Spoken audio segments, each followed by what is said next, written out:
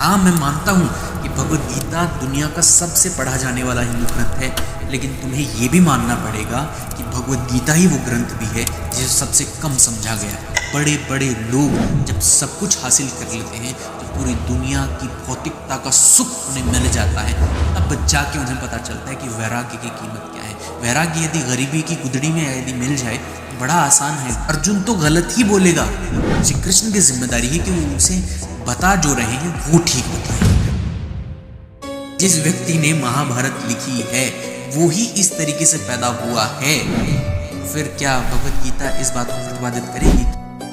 जब इंसान पैदा होता है तो वो एकदम जानवर होता है, उसे गुणों से, उसे संस्कारों से इंसान बनाना पड़ता है। आपको जानवरों से यदि कोई अलग बनाएगा तो वो है आपके संस्कार, आपकी बुद्धि, आपका विवेक, वो कहाँ से डेवलप होगा? इसीलिए भगवत गीता आपको एक इंसान बनाती है। भगवत गीता आपको जानवर होने से इंसान होने की सीढ़ी के ऊपर ले जाती है। अब हम लोग इस श्लोक का अर्थ क्या समझते हैं? हम समझते हैं कि भाई कर्म किए जाओ, फल की इच्छा मत करो। इस श्लोक का अर्थ ये कभी नहीं होता है कि कर्म किए जा, फल की इच्छा मत करो। इसका अर्थ क्या होता है? इसका अर्थ होता है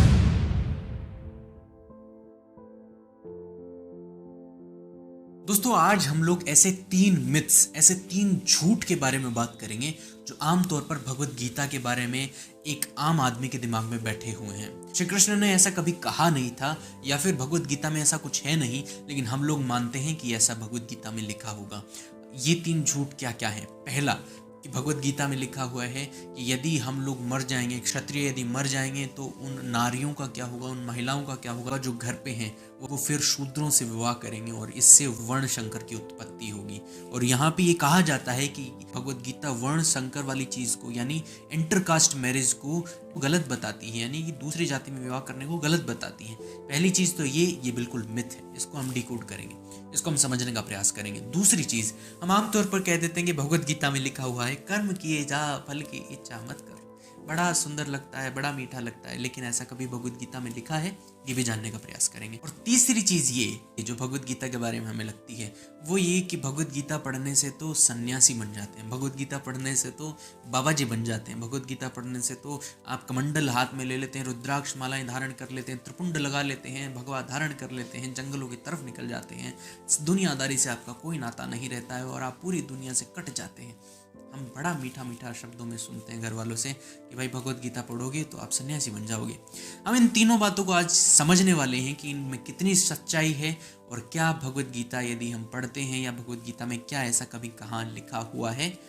चलिए जानते हैं। भगवत गीता के अंदर यह भी लिखा हुआ है, एक जाति की औरत अगर दूसरी जाति के में शादियां शुरू कर देगी तो वर्ण संकट उत्पन्न होगा। Bhagavad Gita inter caste marriage के खिलाफ है और आप जो कह रहे हैं वो अलग है। देखिए, सबसे पहली चीज जो हम डिकोड करने वाले हैं कि क्या भगवत गीता वर्ण संकर या फिर कहें कि इंटरकास्ट मैरिज को रिजेक्ट करती है या फिर उसका अपोजिशन करती है। देखिए, पहली बात, मुझे एक बात बताइए, एक फिल्म चल रही है, एक मूवी चल रही है, यदि उस मूवी में विलन हीरो की माँ के लिए कहता है हीरो को कि अपनी माँ को मेरे पास भेज दे और मैं इसके साथ सोना चाहता हूं, तो इसका मतलब आप ये समझेंगे क्या कि मूवी का जो राइटर है उसके ये विचार हैं? नहीं, बिल्कुल नहीं। यहां मैं यही कहना चाहता हूं, यदि एक प्रोड्यूसर, एक डायरेक्टर, एक राइटर यदि अपनी मूवी में कोई भी थॉट रखता है जो अच्छा है तो वो उस आदमी से कहलवाएगा, या तो वो लीडर हो या फिर सपोर्टिंग कास्ट में हो, यानी जो लीडर है, हीरो है, उसका भाई वगैरह या फिर कोई दोस्त वगैरह हो, उससे कहलवाएगा। विलन से वो कोई अच्छी बात नहीं कहलवाने वाला है, कहलवा सकता है डायलॉग के रूप में, लेकिन एक फिलॉसफी, एक दर्शन जो है वो एक लीडर से, एक हीरो से ही कहलवाएगा। वैसा ही भगवत गीता में हुआ है। पहले अध्याय में जो बोल रहा है वो अर्जुन बोल रहा है। भगवत गीता के पहले अध्याय में अर्जुन कहता है कि मेरे हाथ से गांडीव छूटा जा रहा है श्री कृष्ण, मैं लड़ नहीं सकता हूँ क्योंकि मेरे सामने तो मेरे चाचा, मेरे भाई, ये सब लोग खड़े हैं, मेरे गुरुजन खड़े हैं, मैं इनको कैसे मार सकता हूँ? और यदि मैं इन्हें मार दूंगा तो इनके जो वाइफ्स हैं वो फिर विधवा हो जाएंगी और वो किसी शूद्र से विवाह करेंगी और फिर वर्णशंकर उत्पन्न होगा। यहाँ पे श्री कृष्ण ने इसका समर्थन नहीं किया है।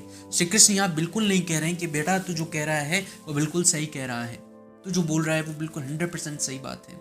श्री कृष्ण का असली उद्देश्य वहां पे एक था कि अर्जुन कैसे भी करके यहाँ पे युद्ध कर ले। अब आप यहाँ पे ये भी कह सकते हैं कि भाई ठीक है, अगर अर्जुन गलत बोल रहा है तो श्री कृष्ण को उसे अपोज करना चाहिए था कि भाई ऐसा नहीं होता है, ऐसा होता है। देखिए, अर्जुन ने सिर्फ ये एक गलत बात नहीं बोली है, अर्जुन ने बहुत बातें गलत बोली हैं। अर्जुन कोई ज्ञानी व्यक्ति नहीं था, अर्जुन कोई महायोगी नहीं था। यदि ऐसा ही होता तो वो श्री कृष्ण के पास ना आता ज्ञान लेने के लिए। समझ रहे हैं आप? यदि अर्जुन कोई बात बोल रहा है तो वो बेवकूफियत से भरी हुई मान सकते हैं आप। हम अपने आप को अपने जीवन का अर्जुन मान सकते हैं। हम कितने ज्ञानी हैं, हमें बार बार कृष्णों की जरूरत होती है, हमें बार बार किसी न किसी की गाइडेंस की जरूरत होती है, बार बार कोई ना कोई हमें चाहिए जो हमें बता सके कि भाई तू ये गलत कर रहा है, तुझे ये करना चाहिए। यानी अर्जुन तो गलत ही बोलेगा, श्री कृष्ण की जिम्मेदारी है कि वो उसे बता जो रहे हैं वो ठीक बताएं। समझ रहे हैं बात को? यदि अर्जुन गलत बोल रहा है तो उसका मतलब ये नहीं कि भगवत गीता इस बात को प्रतिपादित करती है कि वर्ण संकर जो है वो गलत बात है, यानी इंटरकास्ट मैरिज जो है वो गलत बात है। यदि ऐसा ही होता तो महाभारत में कितने ही आपको एग्जाम्पल मिल जाएंगे जहाँ पे इंटरकास्ट मैरिजेस हैं, लेकिन आपको वो नहीं बताया जाता है। आप कहते हैं कि भाई भगवत गीता में अगर ऐसा लिखा है तो हम मानेंगे कि भगवत गीता इसका सपोर्ट करती है। जी नहीं, ऐसा नहीं है। अब आप पूछेंगे भाई एग्जाम्पल तो दो। एग्जाम्पल बताता हूँ। विवाह तो छोड़िए, विवाह के बाद जो आप समागम करते हैं, जो एक इंटरकोर्स होता है, वो बिना विवाह के भी महाभारत में हुआ है और उसको भी कोई वहां पे गलत नहीं बताया जा रहा है। आज आप अपनी दृष्टिकोण से बता सकते हैं कि भाई विवाह से पहले तो ये सब करना गलत बात है, ऐसा है वैसा, ये हम बात कर सकते हैं, लेकिन महाभारत में इसको गलत नहीं बताया गया है। महाभारत में कहीं नहीं लिखा है कि ऐसा करना गलत है, क्योंकि इंटरकोर्स जो है एक ऐसी छोटी चीज है कि कोई ज्ञानी इसके ऊपर बात नहीं करेगा। कोई ज्ञानी ये नहीं कहेगा कि ये करोगे तो ये नियम भंग हो जाएगा, वो ऐसा हो जाएगा, वो ऐसा हो जाएगा। ये आपके आम जीवन की मान्यताएं और धारणाएं हैं कि मैं ऐसा कर लूंगा तो वैसा हो जाएगा, ऐसा कर लूंगा तो वैसा हो जाएगा। एक ज्ञानी या फिर ज्ञान के रास्ते पर बढ़ने वाला आदमी इन चीजों की, इन तुच्छ चीजों के ऊपर कभी ध्यान नहीं देता है। और इसीलिए ऋषि पराशर जब एक बार कहीं जा रहे थे तो उन्हें सत्यवती नाम की लड़की, जिसे मत्स्यगंधा नाम से भी जाना जाता था। मत्स्यगंधा क्यों? क्योंकि वो एक मछली की पेट से निकली थी और उसमें मछली जैसी बदबू आती थी। तो ऋषि पराशर जब एक नदी के पास पहुंचते हैं तो वो लड़की उन्हें दिखती है। वो नदी पार कराया करती थी लोगों को नाव में बैठाकर। ऋषि पराशर जब नदी में नाव में बैठे होते हैं तो वो देखते हैं कि ऊपर जो नक्षत्र हैं उनकी स्थिति ऐसी है कि यदि आज के समय इंटरकोर्स किया जाए और एक बच्चा पैदा हो तो वो अद्भुत ज्ञानी पैदा होगा, अद्भुत व्यक्तित्व पैदा होगा। मत्स्यगंधा एक नीची जात की लड़की थी और महर्षि पराशर जो बहुत ऊंचे लेवल के व्यक्ति हैं, वो सत्यवती को कहते हैं, will you allow me to do intercourse और सेक्स विद यू? क्या आप मुझे इजाज़त देंगे कि मैं आपके साथ इंटरकोर्स कर सकूं, समागम कर सकूं, ताकि एक अच्छी संतान की उत्पत्ति हो सके और वो भविष्य में किसी अच्छे काम आ सके। और उस समय महर्षि पराशर सत्यवती के साथ समागम करते हैं। उसके बाद उसकी वो गंध भी चली जाती है, मत्स्यगंधा से वो मछली जैसी बदबू भी चली जाती है और वहां जन्म होता है महर्षि वेद व्यास जी का। जी हाँ, महर्षि वेद व्यास जी के जन्म के पीछे एक कहानी है। यदि जिस व्यक्ति ने महाभारत लिखी है वो ही इस तरीके से पैदा हुआ है तो फिर क्या भगवत गीता इस बात को प्रतिपादित करेगी कि क्या इंटरकास्ट मैरिज गलत बात है? कैसी मूर्खतापूर्ण बात है। श्री कृष्ण ने कहीं भी इस बात का समर्थन नहीं किया है कि यदि आप किसी भी दूसरी जात के व्यक्ति से शादी करते हैं तो गलत बात है और वर्ण संकर उत्पन्न होगा, ऐसी ब्ला ब्ला उल्टी सीधी बातें।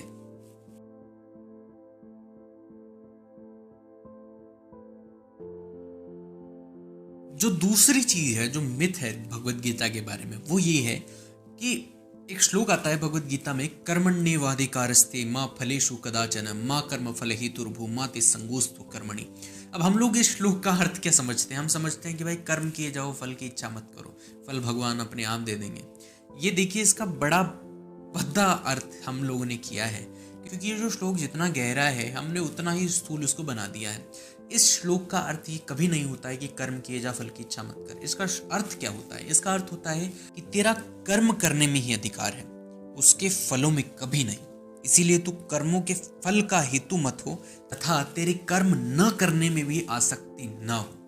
अब ये जो बात बोली गई है इसका मतलब टेम्परामेंट देखिए आप, ये बहुत ऊंचे लेवल के कर्म के लिए बोली गई ये बात। हम आमतौर पर इस बात को जो है एक बड़े तुच्छ से काम के लिए, यदि कोई कहीं मान लीजिए 1000 रुपए की सपोज कीजिए स्ट्रगल कर रहा है 1000 रुपये पर डे कमाने के लिए भी, तो हम उसकी पीठ के ऊपर हाथ रखें और कहें भाई कर्म के जाओ फल की इच्छा मत करें, क्या बकवास बात है। ये जो कर्म है ये बहुत ऊंचे लेवल के कर्म की बात हो रही है यहाँ पे। ये एक निष्काम कर्म की बात हो रही है। निष्काम कर्म क्या होता है? ऐसा कर्म जिसमें आप अपने स्वार्थों को पीछे रखकर, अपने लोभों को पीछे रखकर, अपने डरों को पीछे रखकर कोई काम करते हैं, केवल और केवल कृष्ण के लिए, परमात्मा के लिए, समाज के लिए कुछ अच्छा हो जाए, इसके लिए जब काम करते हैं, उस टाइम पे ये बात कही जाती है कि आपका अधिकार केवल कर्म में है, आपका फलों में अधिकार नहीं है।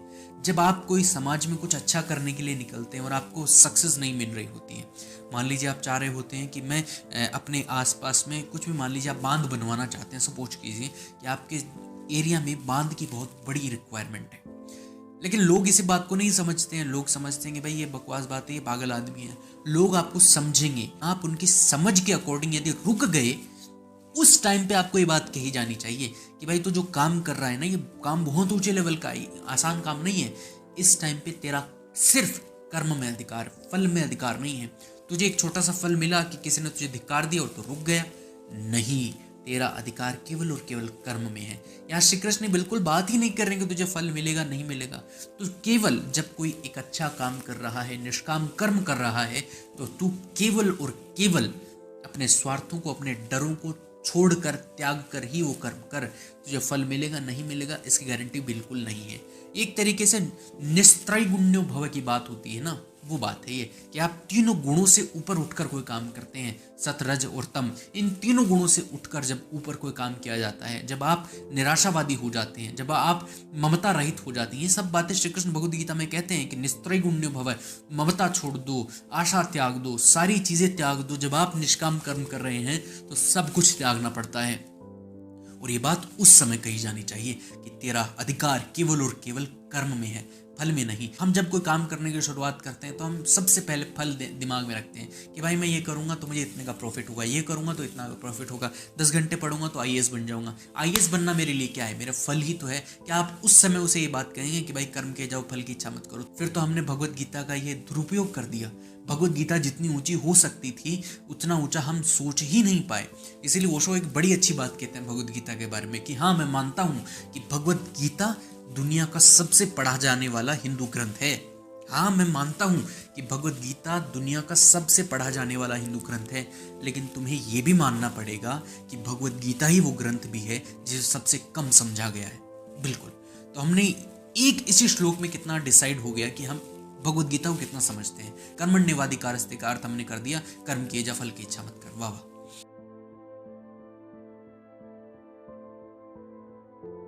एक तीसरी बात जो है, जो भगवत गीता के बारे में अक्सर कही जाती है कि यदि आप भगवत गीता पढ़ेंगे तो आप बाबा जी बन जाएंगे।